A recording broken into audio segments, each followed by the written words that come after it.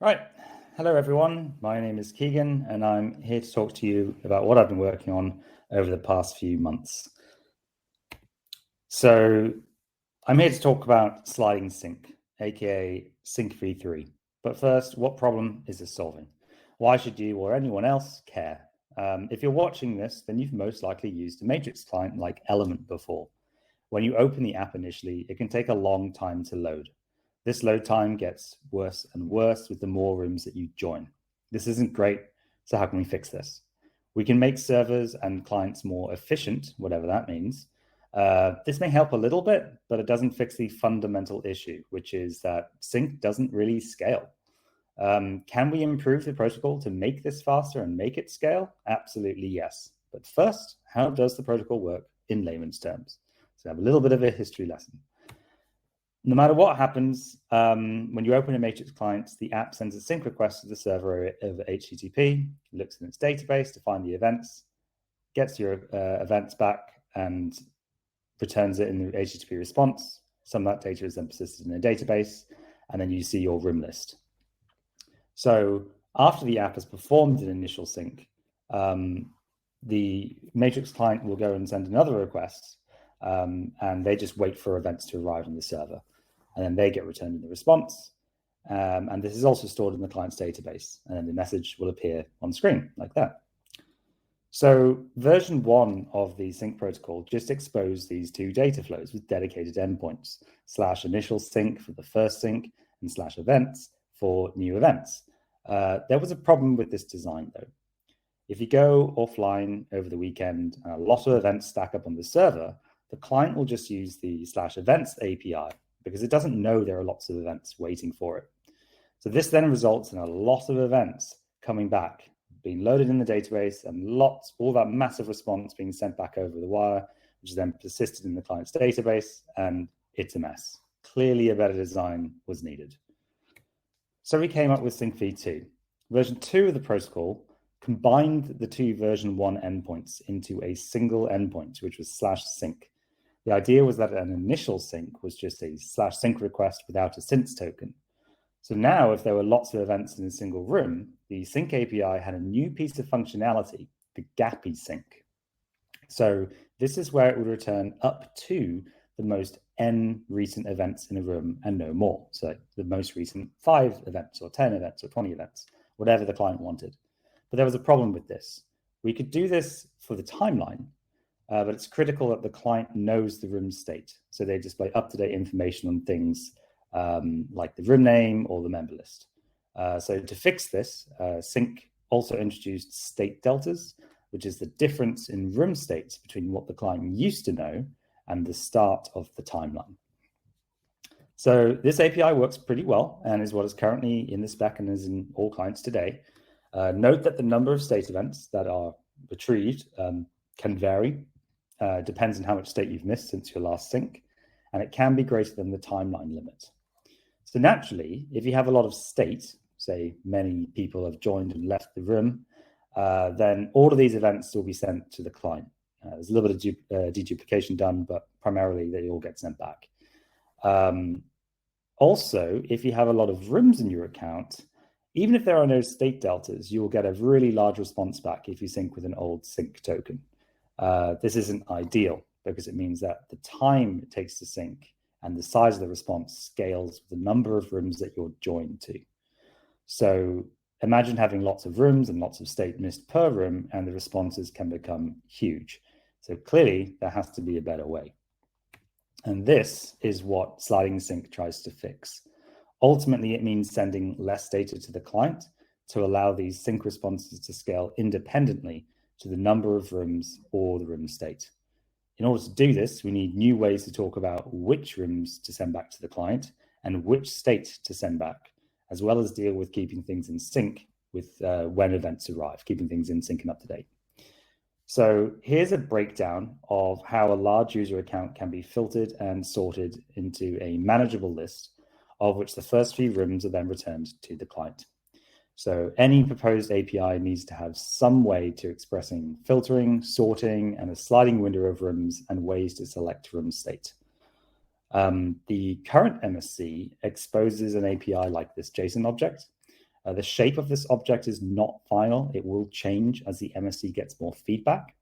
For example, the names of keys or the data types for certain fields that can change, but the underlying data that's sent from the client to the server will remain roughly the same. So one bit in this design, which wasn't in the previous slide, was this room subscription section. Sometimes clients know exactly which rooms they want events for. For example, if they followed a permalink, or if the user reopens an app which was already viewing a room.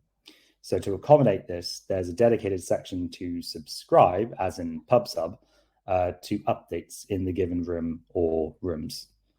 The response includes information on the rooms as well as ordering information for the sliding window. Again, the shape of these JSON objects is likely to change. For example, there can be some duplication between the required state and the timeline arrays. So we probably want to have an event map in the response at the top level to reduce duplication over the wire. So that means required state and timeline just become event IDs, a list of strings. This duplication exists because sliding sync makes a somewhat controversial decision to return the current state instead of the state at the beginning of a timeline section, which is what sync v2 does currently. So why is this controversial, and why is sliding sync doing this? So it's controversial because of this rationale block in the client-server specification. This mentions the duplication we've just spoken about, in addition to some concerns around clients having to rewind state by inspecting the prev content to calculate historical display names. So why change it? Well, there's two main reasons. The first is the same reason why we want sliding sync, which is speed. And the second is for correctness. So servers often maintain the current state of rooms in memory, but they don't maintain historical state of rooms in memory. So therefore, it's faster and easier to compute the state response if it's the current state. Here are snippets of code from Synapse and from Dendrite, which control computing the state block for a sync request. So if you note, in both cases, there's a database hit to fetch state event IDs for the earliest timeline entry, and then another database hit to load the state events.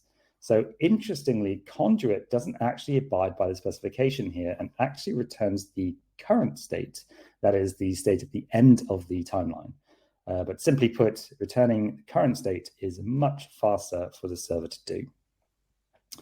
So the second reason is for correctness. By putting the state at the start of the timeline, this lulls clients into a false sense of security by making them believe that they can calculate the current states by rolling forward the timeline. This unfortunately isn't true in all cases. Sometimes states can just change suddenly without any associated state event. If the sync API returned the current state without any association with the timeline whatsoever, then servers are free to send the correct state as soon as they become aware of it due to state resolution. There are ways to address this whilst returning state at the start of the timeline, but in some scenarios, it might involve injecting fake events directly into the timeline in order to force clients to calculate the correct room state. Either way, it's really, really messy. So sliding sync isn't perfect. There's numerous trade-offs in the design. Adding a way to express filtering and sorting of rooms starts to smell an awful lot like making a query language like SQL or GraphQL. We don't have a desire to create a new query language, and we want to restrict the number of supported operations as much as reasonably possible. What is reasonable in this case is not yet determined. This is why it's so important to get feedback from users, client developers, server admins, and everyone in the Matrix ecosystem. In order to make sync fast, we've effectively moved a lot of the work to the server. We made it responsible for filtering and sorting what can be a really large list. This becomes a problem for end-to-end encrypted rooms where this just isn't possible to do this filtering and sorting. So for example, we don't know which messages at mention a user, and therefore we cannot accurately work out the highlight count to sort by if clients want to sort by that. We can estimate a rough sort position for the room based on the number of unread messages, but the overall result is going to be less accurate than sync v2. We've also given up on the idea of keeping clients fully up to date on the entire room state via room state deltas, instead opting them to just tell them the current state. This makes things a bit harder for clients if they want to work out historical room state, which is notably done for historical display names, but it doesn't make it impossible to do so.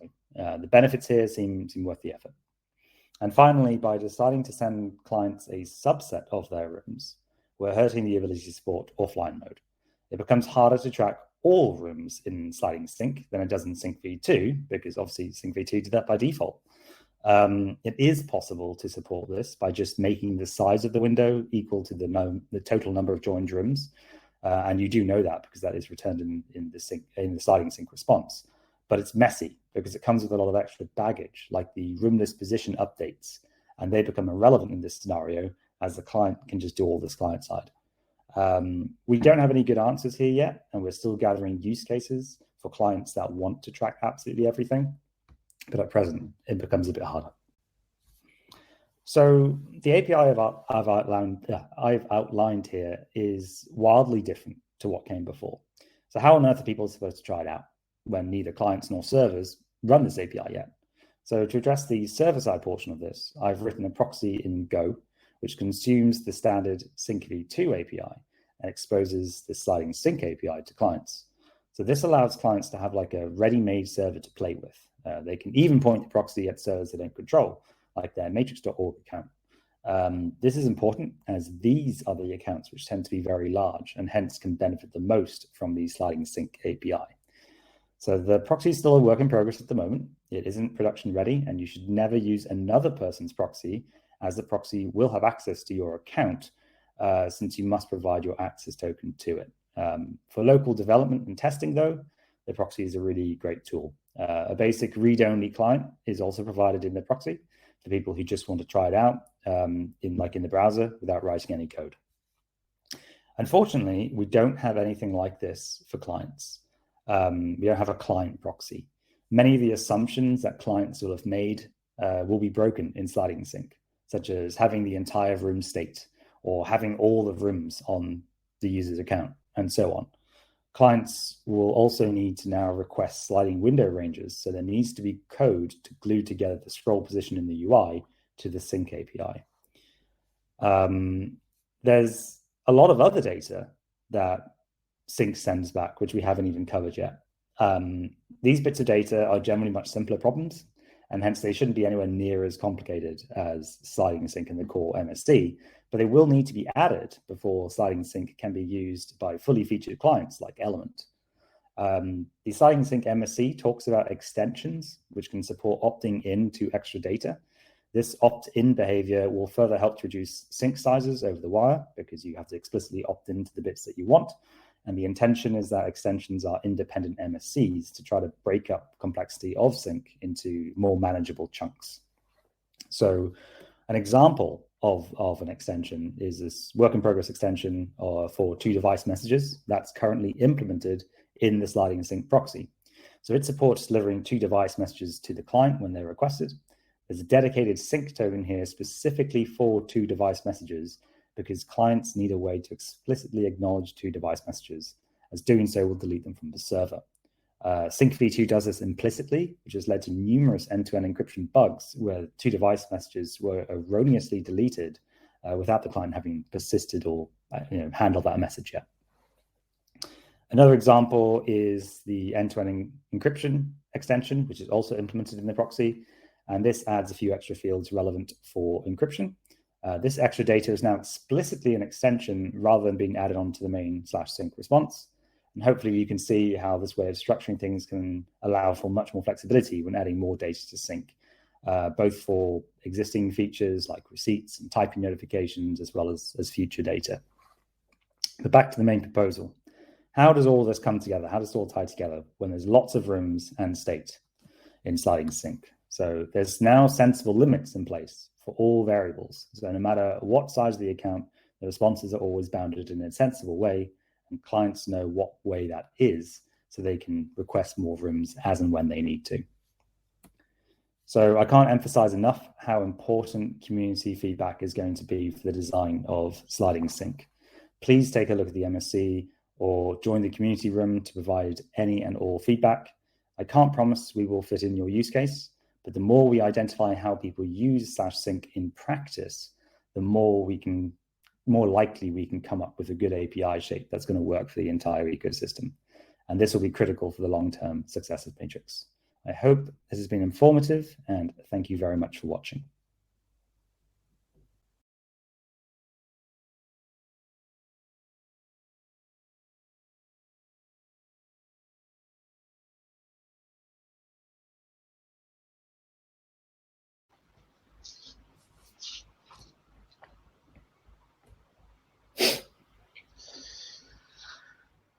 All right, thanks a lot, Kegan, for this talk.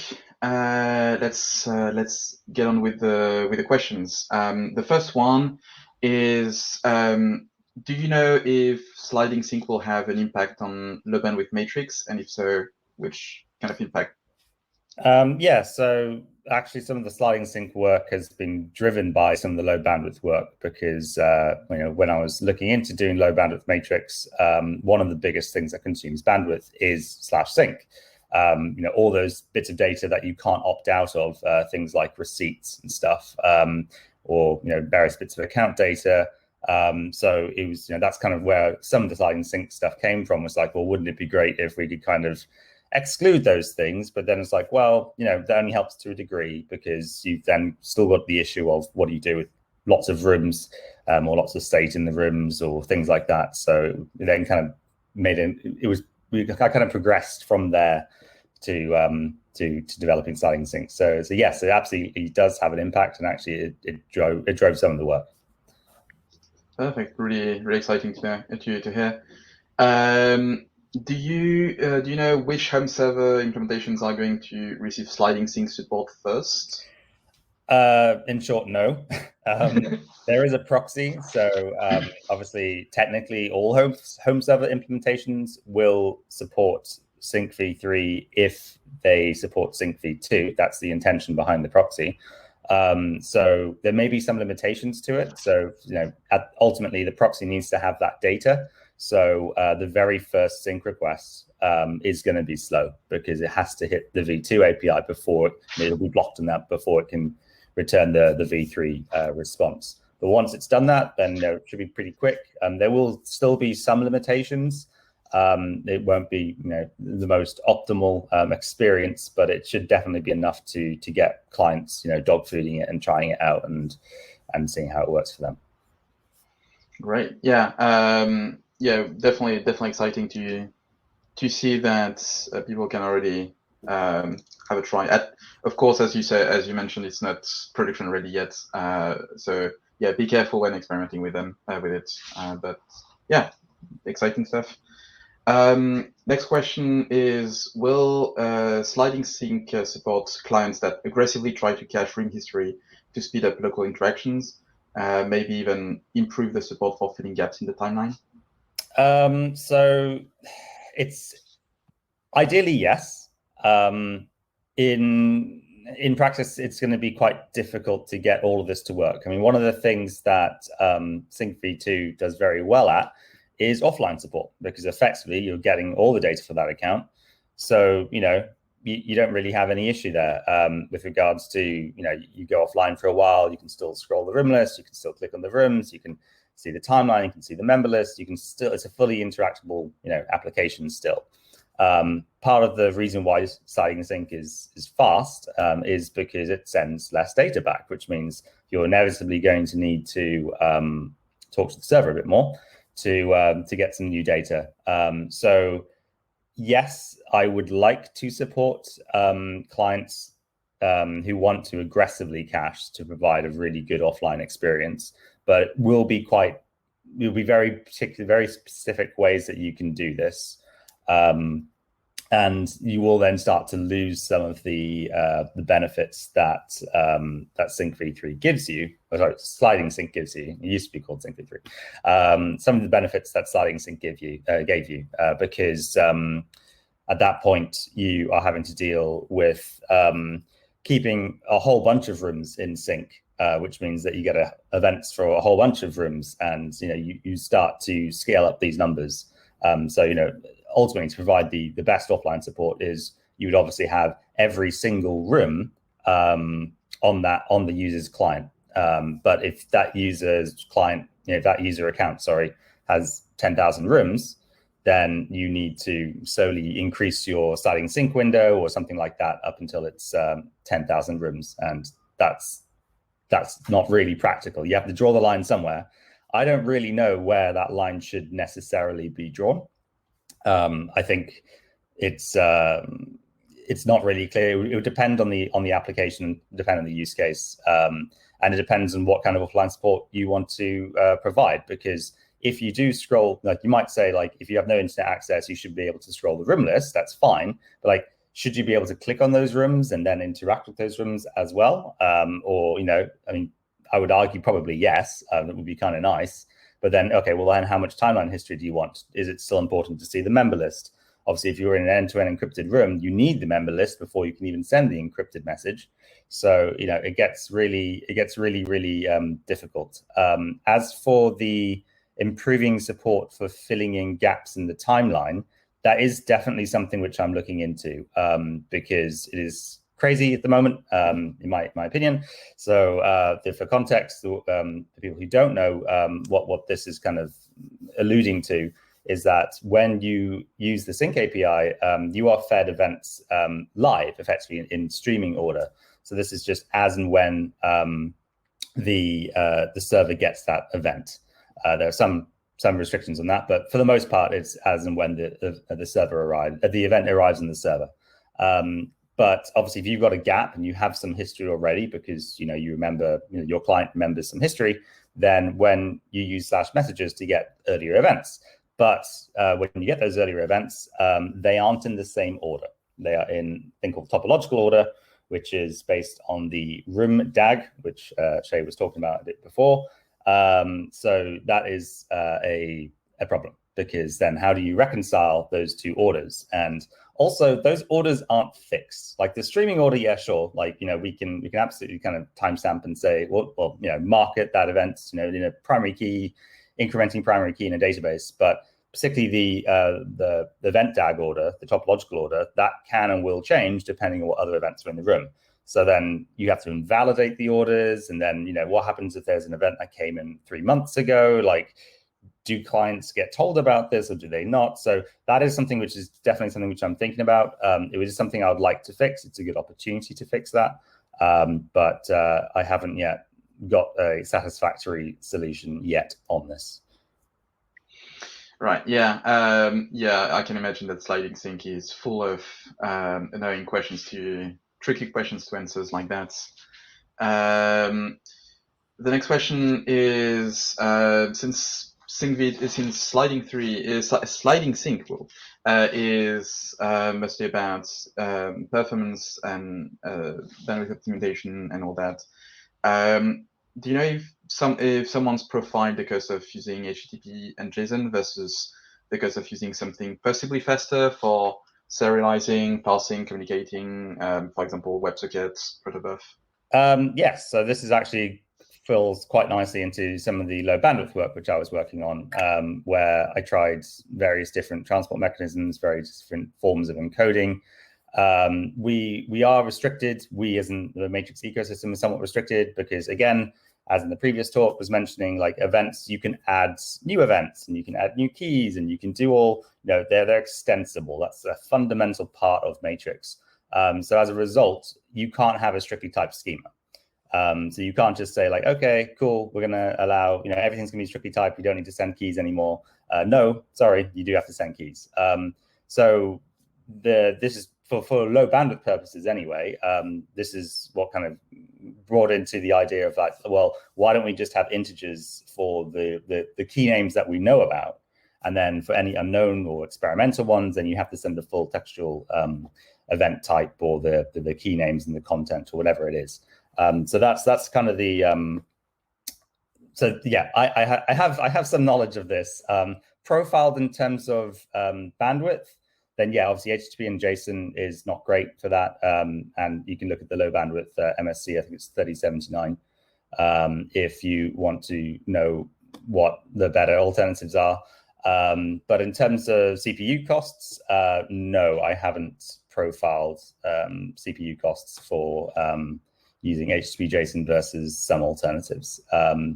WebSockets is actually an interesting one because obviously I'm conveniently writing a proxy, which then most clients who are using Sync v3 are going, or sliding sync, sorry, will hopefully be using. And so the design of the API, I think I even mentioned it in the MSC for sliding sync, that like it doesn't, like there's this idea of connections sort of kind of leaking in there, and that's on purpose because the intention is that it should fit very nicely with WebSocket style API. So maybe, I mean, whether it will land in the MSC or not, I don't know, but like maybe I will try to just sneak in WebSocket support and just see what happens. But yeah, right. Excited to see. Well, looking forward to see how that will go. So the next question is more about timelines. So currently, as you mentioned, sliding sync is very experimental. When should we expect it to be production ready and to start being implemented in more mainstream servers and clients? So it really depends. I mean, as hopefully the talk has kind of alluded to, it is still a work in progress, right? I mean, there's a whole bunch of things it doesn't do yet. It's certainly no replacement for Sync v2 yet. And ultimately, it requires a bunch of people to try it out, to be like, oh, I need this functionality, or I need that functionality, or, you know, it's going to adapt and evolve and change in response to what the ecosystem needs. So how long that process is going to take, I don't know. I would like to at least get the core bits of sliding sync landed at some point soon.